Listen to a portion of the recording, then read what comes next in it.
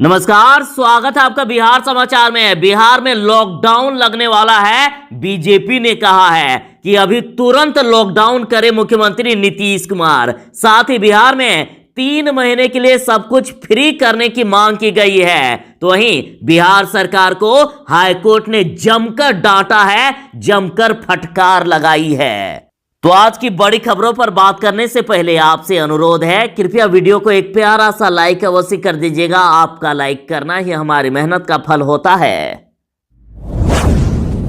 अब बिहार में पूर्ण लॉकडाउन लग सकता है। बीजेपी मांग कर रही है लॉकडाउन करने की और हिंदुस्तान आवाम मोर्चा के प्रमुख जीतन राम मांझी ने लॉकडाउन को लेकर शर्त रखी है कि मैं लॉकडाउन का समर्थन करूंगा यदि 3 महीने तक सबका बिजली बिल, पानी बिल, स्कूल कॉलेज की फी सब माफ कर दिया जाए, किराएदारों का किराया, बैंक लोन, ईएमआई माफ कर दिया जाए। किसी को शौक नहीं होता है कि जान जोखिम में डालकर बाहर जाने पर रोटी और कर्ज ना कराए। ये बातें एसी में बैठने वाले लोग नहीं समझेंगे।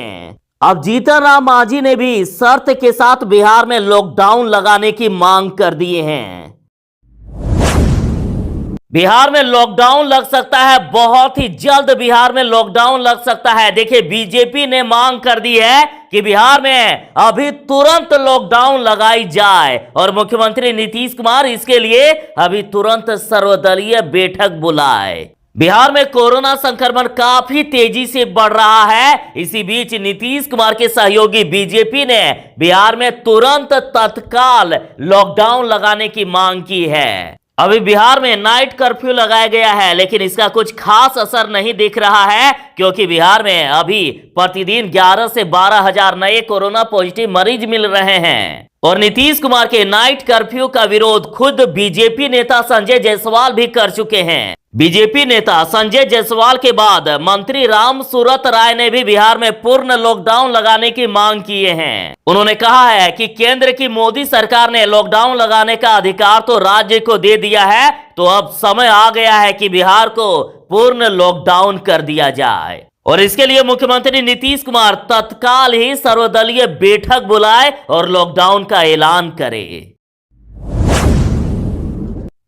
हाईकोर्ट ने बिहार सरकार को जमकर फटकार लगाई है, जमकर डांटा है बिहार सरकार को। आप दर्शकों से सवाल, आप बताइए कि बिहार में ऑक्सीजन की कमी है कि नहीं। लेकिन बिहार सरकार कह रही है कि ऑक्सीजन की कमी नहीं है, तो कोर्ट भी नाराज हो गए और उन्होंने जमकर फटकार लगाते हुए कहा कि रुकिए रुकिए, अब रोज सुनवाई होगी इस मुद्दे पर। कोरोना से शमशान में तब्दील होते जा रहे बिहार में ऑक्सीजन की भारी कमी के बीच बिहार सरकार ने हाईकोर्ट में दावा किया है कि बिहार में तो ऑक्सीजन की कमी ही नहीं है। तो इस पर हाईकोर्ट भी नाराज हो गए और कहा कि ऑक्सीजन की कमी की खबरें रोज आ रही है, लेकिन सरकार कह रही है कि ऑक्सीजन की कमी ही नहीं है। और कोर्ट ने कहा कि तमाम कोविड अस्पतालों में ऑक्सीजन की आपूर्ति, बेड की व्यवस्था और रोजाना कितने कोविड टेस्ट हुए हैं, इन सब का हर रोज अब कोर्ट आंकड़ा लेगी। अब हर रोज इस मुद्दे पर सुनवाई होगी। अब प्रतिदिन राज्य सरकार कोर्ट को सारी जानकारी देगी। साथ ही पटना हाईकोर्ट ने केंद्र सरकार को भी ये बताने को कहा है कि बिहार को उसके कोटे के मुताबिक ऑक्सीजन की आपूर्ति आखिर क्यों नहीं की जा रही है।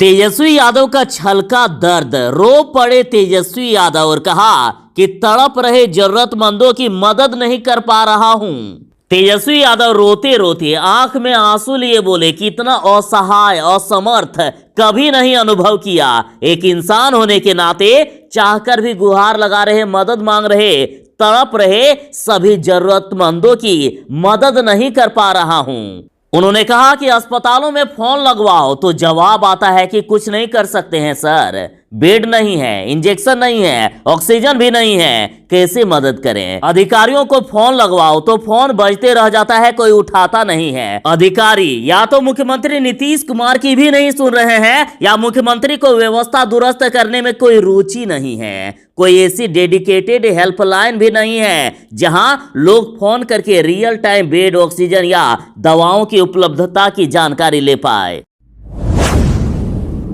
कोरोना से पूरे बिहार में हाहाकार मचा हुआ है। लोगों का रोजगार छिन रहा है, नौकरियां जा रही है। लेकिन बड़ी खबर है, 10वीं पास छात्र अप्लाई कर सकते हैं। बम्पर बहाली निकली है। डाक विभाग ने बिहार में 4000 से ज्यादा पदों के लिए नियुक्तियां निकाली है।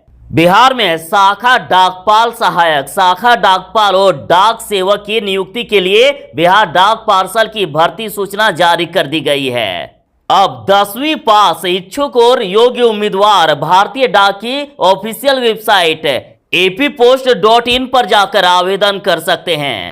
आवेदन जमा करने की अंतिम तिथि 26 मई तक है। शैक्षणिक योग्यता 10वीं पास। बिहार में कोरोना के कहर के बीच पटना की सड़कों पर निकले मुख्यमंत्री नीतीश कुमार और हालात का लिया जायजा। उसके साथ ही मुख्यमंत्री नीतीश कुमार ने स्वास्थ्य विभाग के अधिकारियों के साथ उच्च स्तरीय बैठक की और मुख्यमंत्री नीतीश कुमार बोले हैं कि सरकारी या निजी अस्पतालों में ऑक्सीजन आपूर्ति की जो जरूरत हो उसको पूरा करने के लिए हर जरूरी कदम उठाएं। हर हाल में ऑक्सीजन की आपूर्ति करनी है। मुख्यमंत्री जी बोले कि जितने ऑक्सीजन आपूर्ति का अलॉटमेंट केंद्र सरकार की ओर से किया गया है, उसके अलावा अगर ऑक्सीजन की आवश्यकता है तो राज्य सरकार अपने खर्चे पर उपलब्ध कराएगी। मुख्यमंत्री जी बोले कि दवा के साथ साथ ऑक्सीजन की उपलब्धता पर्याप्त रखें ताकि मरीजों को किसी भी प्रकार का कोई समस्या ना हो। तेजस्वी यादव बोले हैं कि नीतीश जी का गो कोरोना गो मॉडल देखिए। कोरोना के नए केस लोड को कम करने के लिए प्रतिदिन जांच घटा दिए हैं। ना होगी जांच ना निकलेगा कोरोना।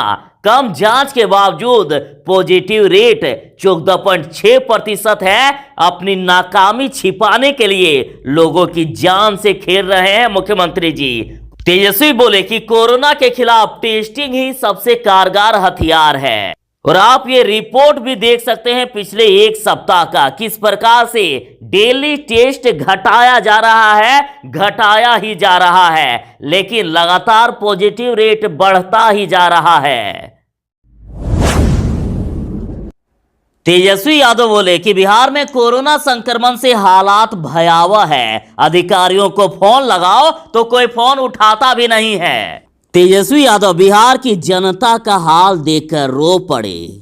तेजस्वी यादव बोले कि नागरिकों के लिए एक तरफ बेपरवाह व भ्रष्ट सरकारी व्यवस्था का अंधा कुआं है तो दूसरी तरफ काला बाजारी, मुनाफाखोरी और आंकड़ों की हेराफेरी। भ्रष्ट सरकार धृतराष्ट्र की तरह हाथ पे हाथ धरे बैठी है। लोगों को मरते छोड़ बस हेडलाइन मैनेजमेंट व मौत के आंकड़ों को कम करने में लगी है।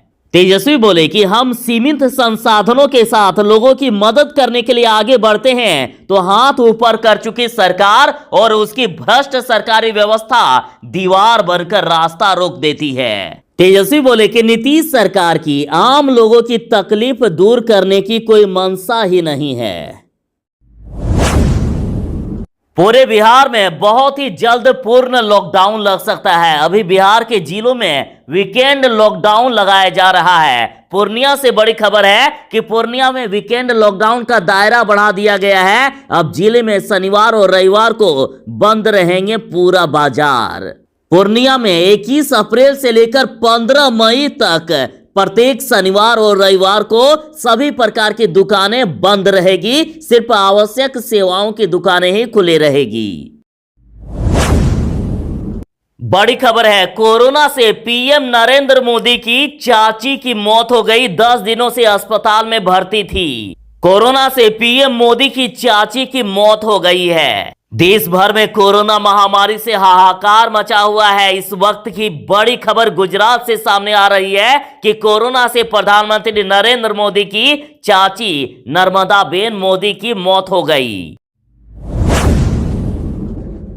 बिहार में मौत से हाहाकार। बिहार में फिर से 85 लोगों की मौत हो गई। बिहार में पिछले 24 घंटे में 85 लोगों की मौत हो गई है, जिनमें से पटना में 22 लोगों की मौत हुई है। तो वहीं बिहार में अब तक 2222 लोगों की कोरोना ने जान ले ली है। तो वहीं बिहार में पिछले 24 घंटे में कुल 12,604 नए कोरोना पॉजिटिव मरीज मिले और जिनमें से पटना में 1837, अररिया में 171, अरवल में 145, औरंगाबाद में 622, बांका में 83, बेगूसराय में 611, भागलपुर में 654, भोजपुर में 108, बक्सर में 296, दरभंगा में 177, पूर्वी चंपारण में 222, गया में 769, गोपालगंज में 195, जमुई में 162, जहानाबाद में 234, कैमूर में 77, कटिहार में 260, खगड़िया में 182, किशनगंज में 101, लखीसराय में 61, मधेपुरा में 197, मधुबनी में 277, मुंगेर में 258, मुजफ्फरपुर में 458, नालंदा में 400, नवादा में 313, पूर्णिया में 423, रोहतास में 187, सहरसा में 192,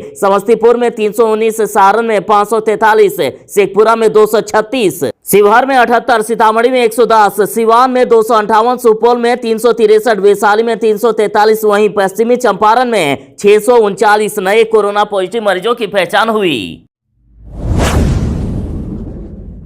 कोरोना महामारी के बीच एक अच्छी खबर है, मुजफ्फरपुर में शुरू हो गया है एक और ऑक्सीजन प्लांट।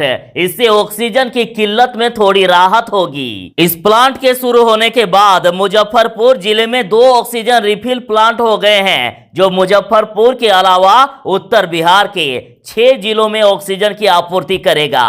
नए ऑक्सीजन प्लांट की प्रतिदिन 2000 सिलेंडर भरने की क्षमता है। रेमडेसिविर दवा पर सरकार कर रही है कंफ्यूज। एनएमसीएच और आईएमए कह चुका है कि ये कोरोना की प्रमाणिक दवा नहीं है, फिर भी बिहार सरकार ने मंगवाए हैं 14,000 डोज। सबसे पहले आप ये जान लीजिए कि जिस 3,000 के इंजेक्शन के लिए आप 30,000 रुपए देते थे, वो किसी काम की नहीं निकली। एनएमसीएच के अधीक्षक ने डॉक्टरों को लिखा है कि कोरोना के इलाज में रेमडेसिविर इंजेक्शन नहीं लगाएं। वहीं आईएमए बोला है कि रेमडेसिविर को लेकर कोविड-19 के रोगियों की मृत्यु दर को कम करने का कोई वैज्ञानिक प्रमाण नहीं है।